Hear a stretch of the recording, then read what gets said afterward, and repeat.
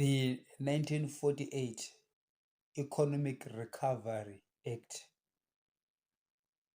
also known as the Marshall Plan, was spearheaded by the then US President Truman after World War II as an economic plan of helping European countries that had been, the European economies that had been decimated uh, by the effects of the Second World War. That economic plan, the Marshall Plan, is what caused the Americans to have this economic, which extend to political hegemony over Western Europe. Through the Marshall Plan, the United States was able to create this new world order, this free world, empowered economically by Washington and by extension politically influenced by Washington. Now, take note that Russia or the Soviet Union refused to take part in the Marshall Plan. Perhaps they saw that taking part in the Marshall Plan would lead to the US influence on Russia, not just economic but also politically. Because the Soviet Union was one of the winners of the Second World War. They felt that they did not want US hegemony over them. Therefore, I do believe that they made a strategic error by not accepting the Marshall Plan. Because of that, that's why we had the Cold War, the war between the United States and Russia, or rather, the United States and the Soviet Union, even though they were allies in the Second World War. Why am I saying this? I'm saying this because of what is happening today. Today, we have China with its Belt and Road Initiative. China is taking the leaf from United States of America, from the Marshall Plan, and implementing the same Marshall Plan, not for the purposes, not only for the purposes of economic hegemony, but also for political hegemony in the future. Right now, the Belt and Road Initiative, as I've been saying, is getting stronger in African countries, Caribbean countries, South American countries, and I will put them in one group. In the other group, we have uh, Eastern Europe, Western Europe, and the United States itself. So look at this two-pronged approach of the Belt and Road Initiative. Now, the Africans and the South Americans are a corner because the mistake that the American did after the Second World War is that their Marshall Plan was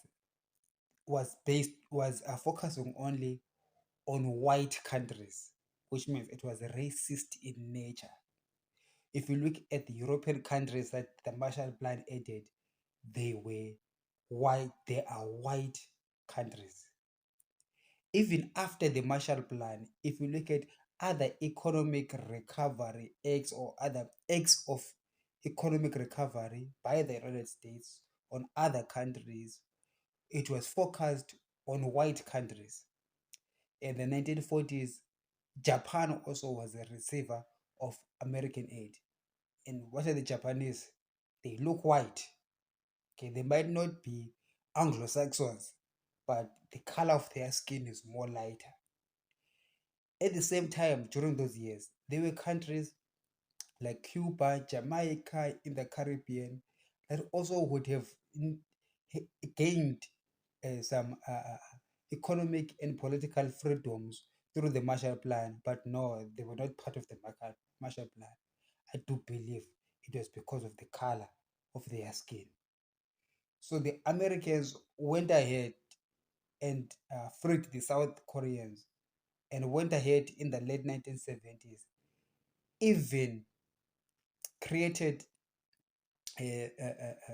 this economic support of China itself, the very China that has become an adversary of the United States was actually helped by the United States itself.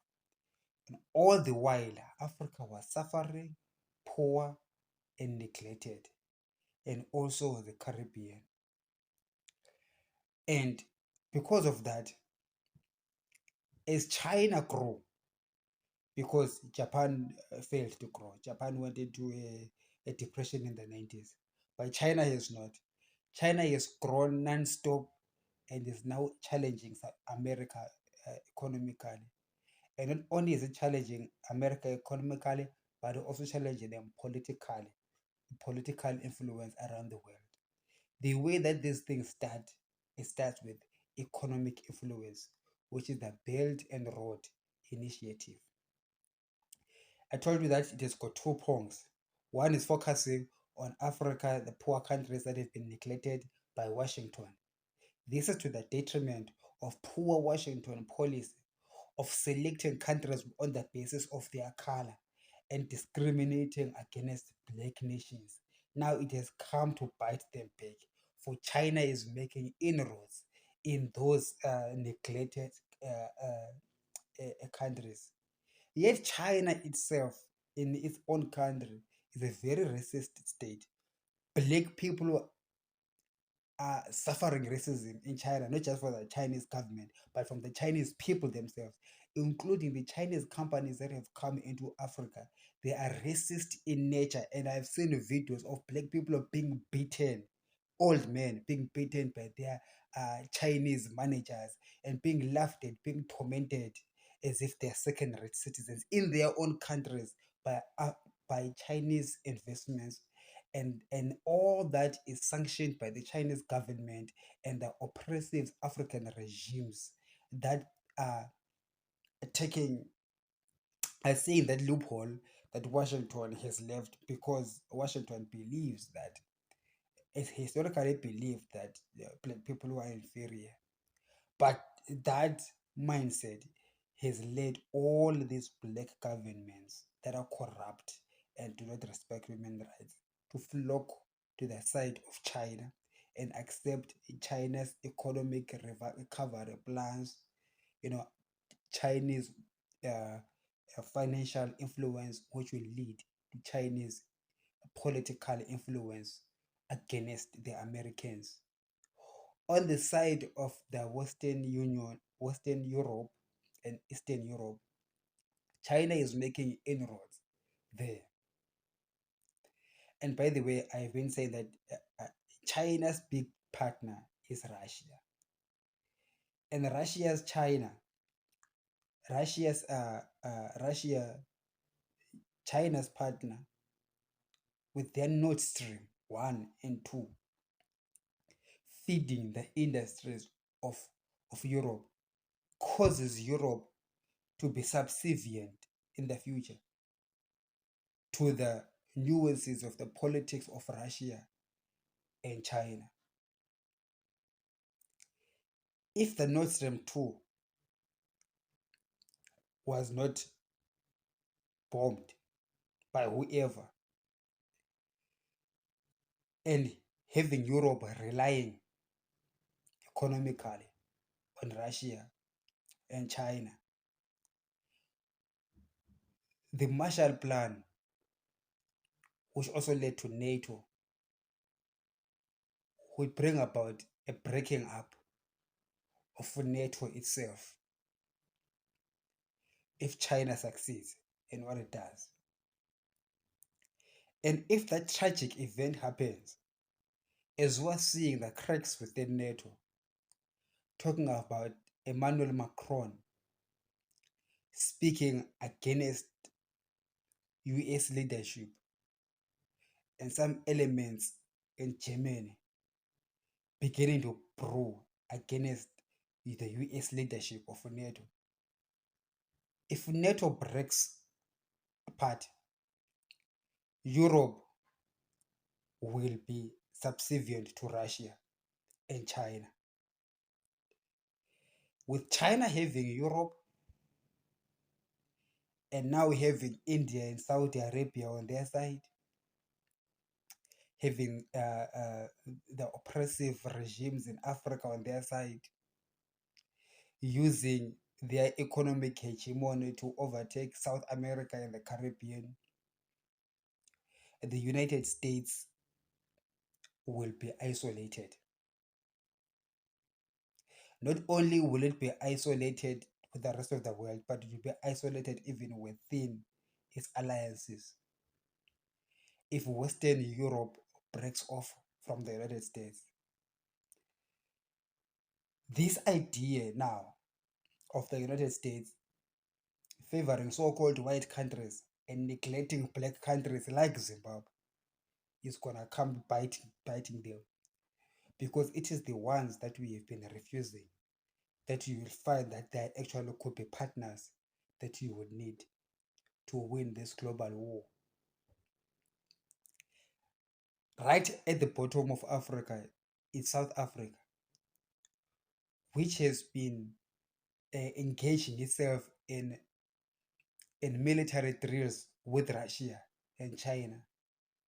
That tells you that South Africa is gone. South Africa, which is led by a corrupt ANC government,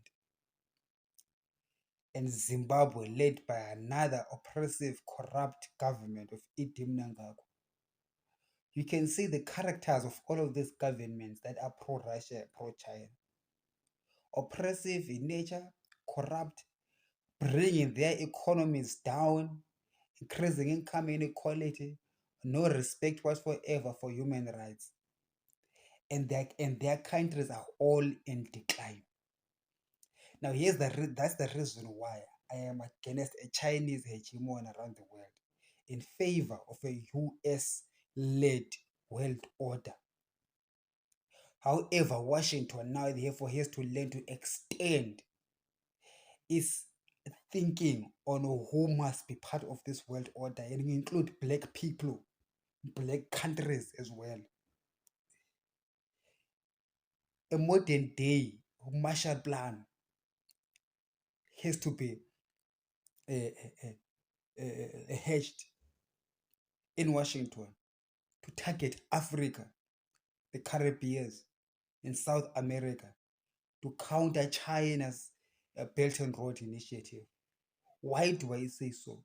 Why am I being anti-Chinese? Because if you look at the countries that the United States has led in the free world through their economic and political support, you will see that their economies improved, living standards of people improved, including the very China, which has now become an adversary of the whole world. It was the United States who improved the economy of China, including Japan itself. It was the US military that occupied Japan and transformed the economy and society of Japan until Japan became a global powerhouse in electronics. And China also, ever since the Chinese opened up to the West, that is when they were able to become the powerhouse, the manufacturing global powers of the world, powered by Wall Street and Washington. All of those countries, my problems that they are all white or close to white. And all the countries that were not selected are black and suffering. But here's the thing. God is judging you, Washington, for your racism. Because now these black countries now are going into the hands of your adversary. Do I support that? Not at all. Because the adversary, which is China, if I'm looking at how it has been dealing or dishing out its economic support, they say in China, and they are proud of it, that when they give aid to countries, they do not care about human rights. They do not care about how countries run their businesses. The way that they say it as if it is something to marvel. Well, I don't think so. I don't think it is something to marvel, because these kleptocratic governments, these oppressive men who lead Africa, know very well that when they're dealing with China, they can destroy their people whichever way they want. They can sell their people to Chinese corporations to become slaves to Chinese corporations, and no one will dare touch them because they've got support from the CCP. And the CCP itself has got no respect for the human rights inside China. So we see a global emergence of the bad guys, the bad actors being led by China and Russia, who do not respect national sovereignty. So we are living in an age of nationalism where the global leader, which is the United States, instead of invading every country in the world and imposing American lifestyle, instead the American led world has led to the protection of nation states, the promotion of nation sovereignty. Even though the US Army has always has historically had the capability of invading any country and every country, they have practiced restraint and promoted the dignity of human life and the upliftment of people from poverty through in all the countries that this order of the Americans has brought. And my only problem is that they neglected the black countries and only focus on the white ones. Now, China, even though it says it aids governments, it does not aid the populations.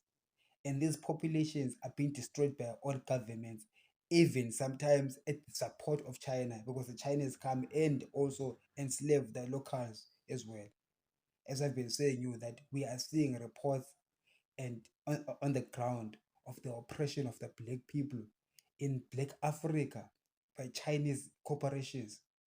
But we know that when American corporations come into Africa, they are professional, they pay on time, they treat people well, they've got the respect for the workers and the human rights.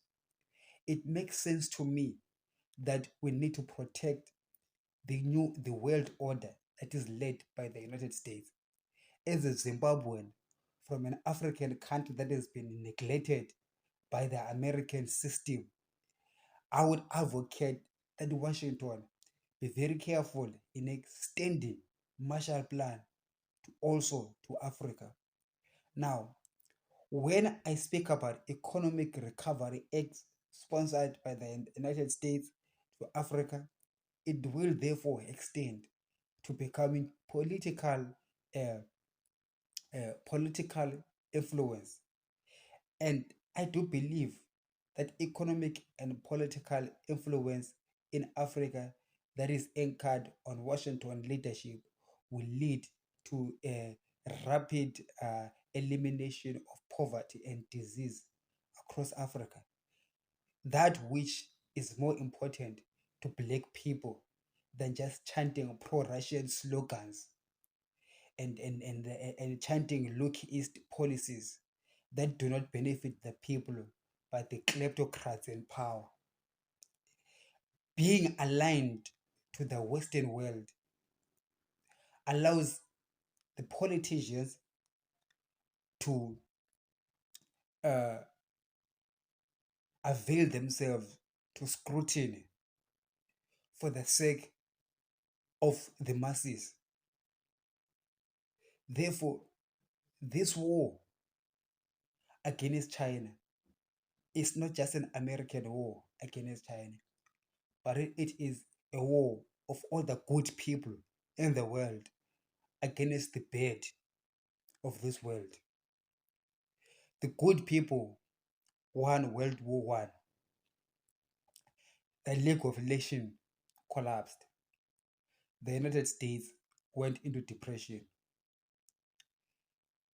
President Roosevelt revived the American uh, economy in the 1930s and 40s uh, through his New Deal. These bad forces of the world, these demons of the world, came up again in the Second World War through Germany. Hitler, who killed the Jews and wanted to take over Europe and the whole world, marched across Europe towards the Soviet Union. And the Soviet Union by that time, led by Stalin, fought the bad guys. And therefore the world was safe again after the Second World War. And the US went about creating this new order, spreading good across the world, except that that good was limited to black countries. Now, after Germany was contained and Japan was contained, after being victorious over the Japanese, the Americans occupied Japan, but that led to the economic success of Japan. The Americans occupied West Germany and the Russians East Germany. West Germany's economy improved tremendously over the socialism or communism of East Germany. Now we see that the forces of bad again, after being crushed in Japan, crushed in Germany, they rose again in the Soviet Union through the Cold War. Thank God it was just a Cold War. But it ended, thank God, with the Soviet Prime Minister Gorbachev, okay, helping and leading politically, one of the best politicians in my mind, Gorbachev, because he did not think of himself, but thought of the people in the Soviet socialist republics. And they were separated from Mother Russia and became independent countries, talking of Yugoslavia and other countries in Eastern Europe. Now, here's the thing. Vladimir Putin epitomizes the evil that still keeps refusing that the world has to be free. Vladimir Putin himself has said that he views the collapse of the Soviet Union as the most catastrophic thing to happen in human history. Why does he say so? Because as a bad actor, they do believe in being bad. They do believe in oppression. They do believe in in this kind of leadership that oppresses everybody else just for themselves to be powerful and rich and what have you. And he finds friends in the CCP. What the American did when they were investing in China in the late 1970s, they did not invest in changing the political systems of China. China was led to be a communist party, communist country, and was led to succeed with this communism. That era, though I cannot blame the US for it because we can see it in hindsight, I don't think they would have known back then that living, that bringing economic support to build the economy of China without changing the fundamental politics of the Chinese society would come to bite in the future. It has shown right now that China has been aided by the United States to become a global superpower. However, the communism of the Chinese, the Americans did not remove. Because of that, that Chinese communism is now acting up against the American hegemony, against the American capitalism, because the capitalists in America invested in China and grew China, but they did not crush the communists communist element, but let it be. Now it is coming back to bite, and it has found friends in a neighbor, which is Putin. Therefore, Xi Jinping and Putin are emboldened in this war against the world, against the world order that has been prevailing ever since the Second World War. Now, here's the thing. Russia under Vladimir Putin refused to join NATO. As you can see, at first it was Stalin who refused the Marshall Plan. Now it's Vladimir Putin who refused to be part of NATO, which was going to bring Russia to the Western world. Instead of Putin fighting that NATO is crossing the red line, the red line by having Ukraine want to join NATO, it would have been more prudent for Putin to join NATO in the first place so that it could be one alliance, the whole of Europe. But here is the caveat. Russia will not join NATO because NATO and European Union and the Americans will require good governance, principles of good governance, respect for human rights. But because they are the bad actors, they do not want that.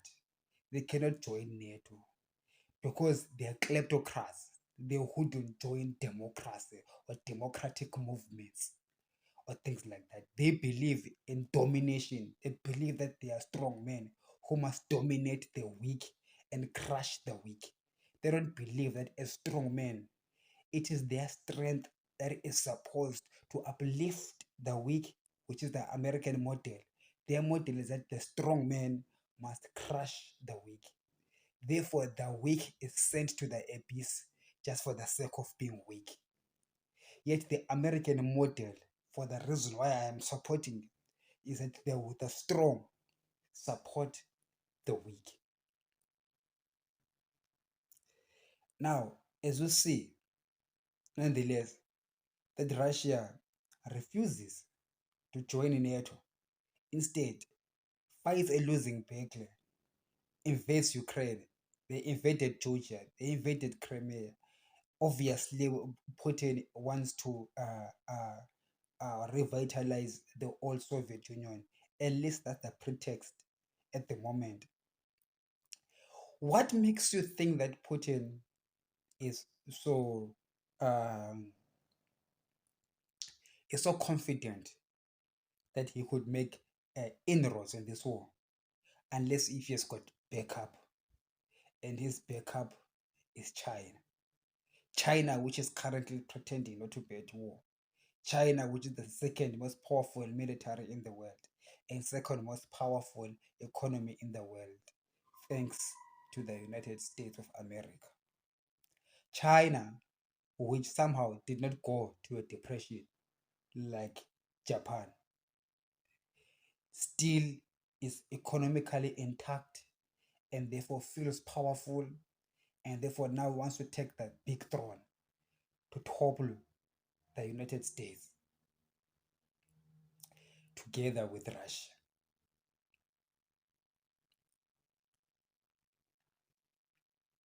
Now, here's the plan.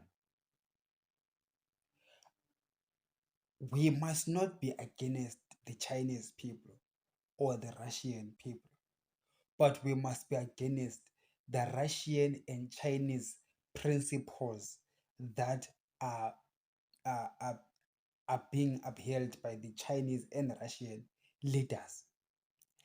It's their principles that the world finds appalling. It is their principles that have to be done away with. When the US conquered Germany, the principles were changed. Nazi Germany is a thing of the past. Today, we have a democratic Germany that is prospering. in the world. The old Japan, the imperial Japan, is gone. Today we have a democratic Japan. A mistake that happened in China and Russia, that the communist China and socialist Russia, even after the World War II and in the late 70s, when the United States was beginning to invest in China, those principles were not abandoned. We let China enter into the global scene. We let Russia partake in the financial systems of the world without analyzing that and the underbelly of the political system of their socialism is gonna come and bite the rest of the world. Now, Russia is very strategic, resource-wise, as far as the global economy is concerned. Even for Europe itself, they rely on cheap Russian gas for their industries. Now, since Europe needs the cheap Russian gas, it is important for Europe to understand and come to balance its to balance its relationship with Russia, because on one hand they need Russian gas, on the other hand, when they buy from Russia, they are propping the regime in Russia that uses the profits to turn against the whole world. When the whole world is buying from China or selling to China, which is now the manufacturing hub of the world, we are not just using China as a manufacturing hub of the world, but we are inadvertently strengthening the CCP economically and militarily to come and destroy the rest of the world. Now, the US have thought to themselves, what must we do? Must we attack them economically through sanctions, or should we go for regime change?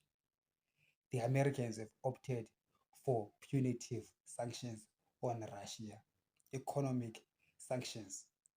But economic sanctions are not long lasting. What you need is change of governmental systems in Russia and China. Democratic processes must prevail in China and Russia. You cannot wipe away China and Russia from the world map. Therefore, I do not believe in a war. All right. Because it is impossible to wipe away countries from the world map. They exist. What must be wiped away is what they think, how they think. Because if China is democratic and Russia is democratic, there will be no problem with China even becoming a superpower in the world. There will be no problem with Russia being part of a successful world order. In fact, once we move towards a Russia that is democratic and a China that is democratic, Europe will go ahead with this industrialization plan, buying cheap gas from Russia.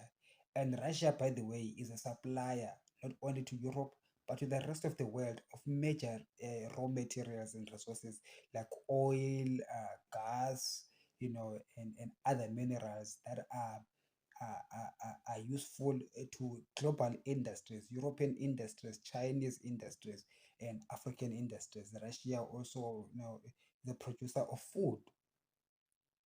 So, economically speaking, Russia is important to the world, and even geographically speaking, they are very important to the world. But it is how the Russians think that must be changed. Therefore, Putin has to come to a realization that he has to abandon his revitalizing of the Soviet Union agenda he has to rethink uh, his non-democratic agenda of repressing uh, democratic movements within Russia, because we need Russia that is democratic. I'm talking about the whole world. We need a democratic Russia that serves the interests of Russians, Europeans, and the rest of the world in the same breath as we need a democratic China, which is the global powerhouse, which is the global manufacturing hub of the world. Failure to that, the globalists need to think twice of using uh, China is the global manufacturing hub, and think about taking the hubs to countries that are pro democratic movements that respect human rights. Now, here's the reason why, because a lot of people don't understand it. A lot of people always accuse the Americans of meddling in other people's in other countries. When America promotes human rights in their country, other people like say, "Oh no, America is meddling in our affairs. They shouldn't be telling us what to do." Here's the thing: why it is important for America and the free world to meddle in other countries. Here's the reason. Look at it this way. Look at China and Russia. Nobody has been pushing or putting enough pressure on China to respect human rights or to be democratic. Now China is going to take the whole world. What's going to happen? The whole world will be under that oppressive system of the Chinese and the Russians. Because in the first place, when they were still small countries, you said, no, no, no, no, no. You must not tell them what to do. They must do as they please. No, no, no, no, no. So you see the problem. Because as I said, the first thing that comes is economic power in a country, economic help that comes. And afterwards, that country, if it becomes economically strong, even politically, it begins to have a say. So now we do not need an oppressive regime to be propped up uh, by the Western world, so that when it is up there, they want to export their oppression to the rest of the world, just like what China and Russia is doing.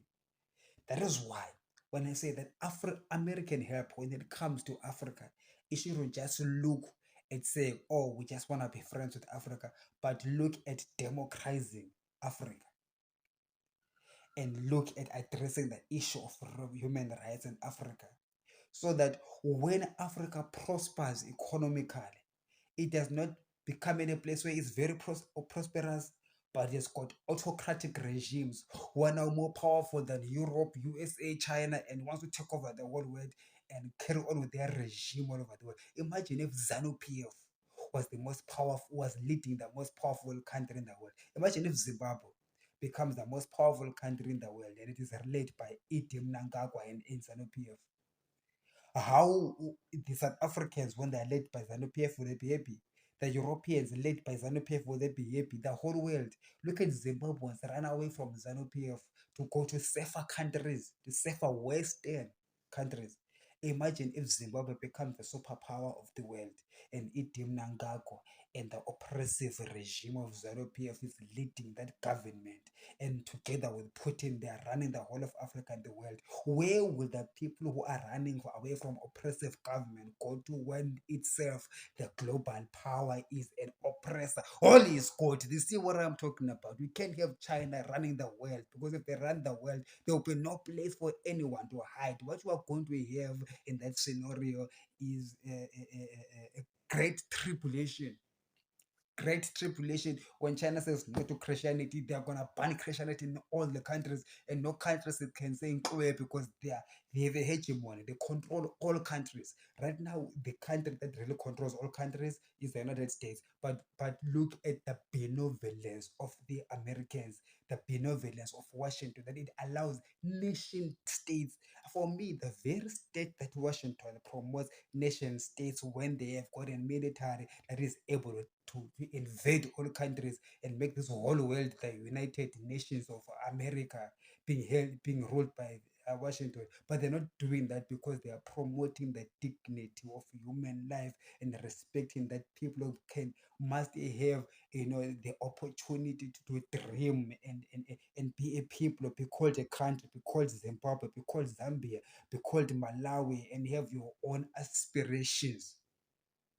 Do you think that China is going to give you that? India and Saudi Arabia and all the countries that are throwing their weight. South Africa, Cyril Ramaphosa and the ANC is that doing drills with Russia and China. Do you believe in a world led by China? Do you think that nation states will exist in a world like that? I don't think so. I think if the United States is defeated militarily, or we pray to God that thing does not happen, if the United States is defeated militarily by the China and the Russian forces, you can kiss nation states goodbye. You hear what I'm saying? You can kiss your religious rights goodbye. You hear what I'm saying? Right now, it's nice, lovey-dovey, Belt and Road Initiative, lovey-dovey, BRICS. Oh, we Chinese, we don't tell you what to do in your countries. We don't care whether you're democratic or not democratic, whether you respect human rights or not. We respect them. They're lying. They don't respect countries because they go to these very same countries and they deal with these politicians to oppress the natives of those countries. Tell me a country that China has entered and the lives of the ordinary people have improved. None. The China have exported their yuan, which they print out of thin air, to build a massive project that are white elephants that sink those governments into debt, into a spiral of debt, and therefore they're indebted to Chinese influence, political influence as time goes on. That Chinese hegemony will not keep the nation state intact, but will begin to extend their Chinese empire and make those countries part of China and dictating. Hear that word that you don't like to hear. The Chinese dictatorship will become global. So I'm trying to paint a picture to you for all of you in the world. A lot of people are online who are anti-American or who think that this day when God finally judges Americans, hey, they even call it what's that place that Nebuchadnezzar went to? I mean, when Nebuchadnezzar is from Babylon, they even say, "Oh, America, the Babylon, it must fall," and they think that it's gonna be a lovey-dovey, nice time when the United States is gone. Yeah, we've got who? Who are you gonna get after United States? And you know who it is? It's Russia and China. Look at the human rights records at home, and they are gonna extend that to the whole world. You know what? For what it's worth, Washington is the best bet for a future for the world. You can say what you want to say, you can say about other atrocities or whatever, but they are human. They're not God. Okay, they will make errors. But when we come to balance, actually, there's not even a competition of who's. It's not even a 50-50 relationship. Or if you check whether is America better than China, no. It's like a 99-1. It's like 99% is America is doing well and 1% China is doing well. That's that 1% only. So you begin to see now that when we have this investment into Africa by the United States, the governance systems of Africa have to change. All right. How Africa is going to grow economically has to be determined how Africa quickly moves away from oppressive regimes. Oppressive regimes should not be allowed to prosper financially, because once they do, they use that power to actually oppress to export their oppression. Now, the problem with punitive financial sanctions is that they are not supposed to be excessively elongated. Like in the sense of Zimbabwe, for over 20 years, there has been economic sanctions against ZANU PF, but those sanctions have not brought about civil liberties for Zimbabweans, and they have not deterred ZANU PF from continuing ruling because there's other ways in which ZANU PF can walk around the sanctions. They are still rich, making millions, even billions in Zimbabwe, even though there is sanctions. So those sanctions are not aiding in bringing a change. Or for me, the sanctions were supposed to be quick and smart and productive. But if they are elongated and not bringing any results, they tend to do the opposite of what they were intended to do. If the intention was to set Zimbabweans free, now, perhaps in the first or second year, that economic pressure on Robert Mugabe would have, in an ordinary country, would have led to the resignation of Robert Mugabe and the defeat of ZANU-PF in general elections. But however, in a kleptocratic, oppressive country like Zimbabwe, the election results are changed. The elections are rigged, and people are oppressed, they are beaten, people are killed, people are put in prison. So so the effect of that is that the sanctions cause the people, general population, to be angry, and then they try to remove their government or try to protest against their government, and their government becomes oppressive and beats up those people. Yet the Americans, who put the sanctions so that the people can be moved or emboldened to fight their governments. When they are destroyed by the government, the Americans are not there to support the people. So here's the thing in Washington: if you are going to put sanctions with the intentions of of creating an uprising, when the people uprise, therefore, because of economic suffering, and they are crushed by their governments, you cannot leave the people alone and expect them to win, because they cannot win. What sanctions did is it will make people go to war, but they will not win that war, because the ordinary people who are just carrying placards against armies, police, and the military, and the intelligence. Our president, Emerson Mnangagwa, boasts to the Zimbabweans. He boasts in mid daylight and tells the Zimbabweans that we are the army, we are the police, we are intelligence. You are not going to do anything to us. That is a sitting president intimidating his citizens that is supposed to look after. Now I need to remind the Washington policymakers that you, as the global leaders, actually as the king of the world, you are the ones who came up with nation states, nationhood. I do understand that one of the principles is not meddling in the internal affairs. But for example, I mean, by sanctions, you have already meddled. Therefore, you must go the full mile, the full yard. Don't just leave the people stuck alone, because when you start, you initiate this attack on the oppression of the government, and by sanctions, and thereby causing people to uprise. The problem is when they uprise and they are crushed, because as I'm telling you, that this president, Idim Nangako, and his cronies are gloating that what can you do to us?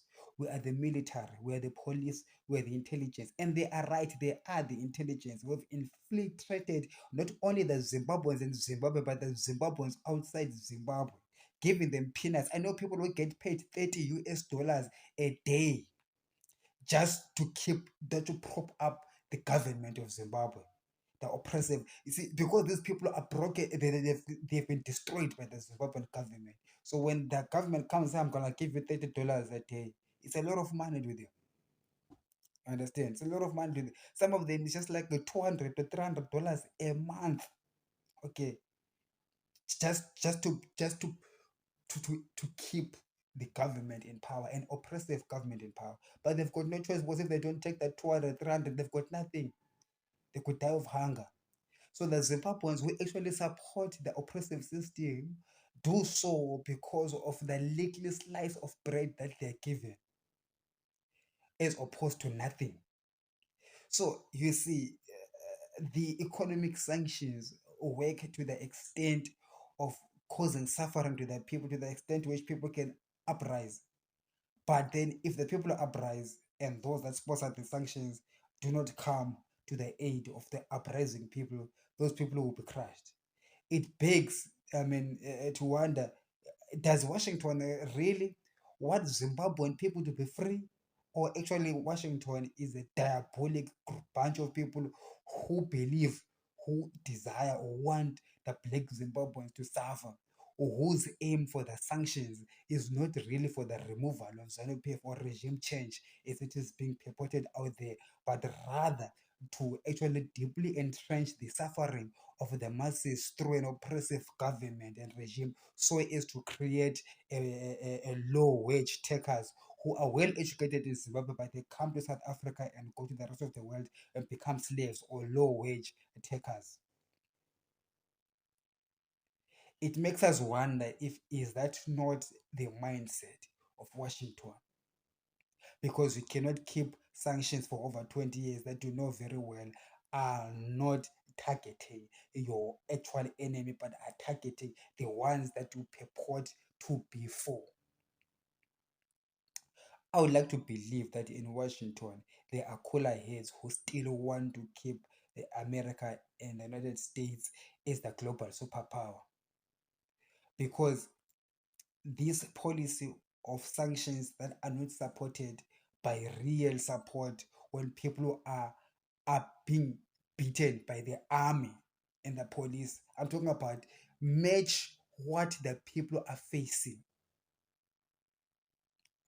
Let, if the president is gloating about the army, the intelligence, you know the works, the people cannot fight on their own. The people, therefore, when Washington makes overtures of being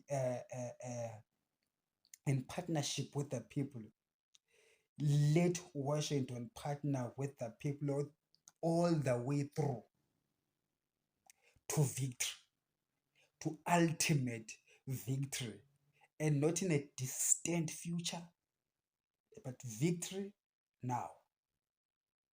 We demand a relationship that brings victory now, not victory in the future, but victory now. The people of Zimbabwe are all over Europe and all over America, Canada, working there. They did not run away from Zimbabwe and go to China and Russia. No, just to express to you, to show you that the Zimbabweans, by their very nature, are more inclined to the Western systems.